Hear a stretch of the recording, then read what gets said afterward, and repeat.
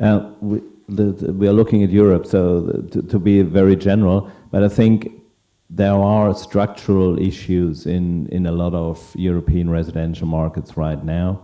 The UK is one of these examples where you have the drive for the PRS sector that offers opportunities. But we more or less not looking at London. For us, it's more the regional cities where we see the opportunities emerging for this sector. We see structural issues, structural opportunities emerging from changes in the Dutch market. You had these government initiatives, you had these forced sales with the Vestia portfolio that kickstarted a change in the market. So I think in Resi a lot comes from structural and governmental political changes in many markets. You see it in Ireland, from definitely from my point of view, where there is a political change also that more or less targets now to establish a rental market. At the same time, and that's a little bit of the challenge, a lot of the demand side is for the middle rental segment. It's not the high-end rental segment the tenants are looking at. And developing for this middle segment is quite challenging given the regulations you have in most countries.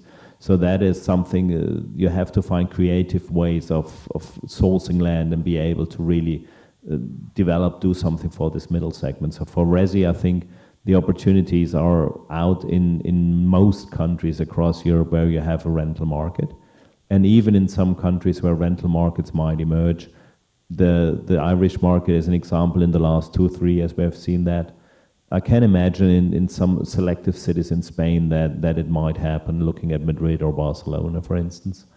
It might happen also in some CEE countries, possibly.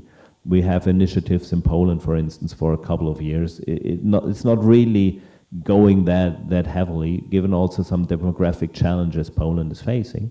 But I think that's an opportunity you have to closely watch, and possibly it can emerge as a market nobody would really target for Resi rental investments a couple of years ago.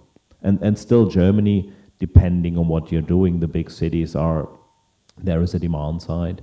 There is a supply side. The only question is, do calculate the fundamentals thoroughly, and then you can have these bulletproof and resilient investments. Otherwise, you end up in a mess if you don't understand your regulation and watch regulatory changes closely.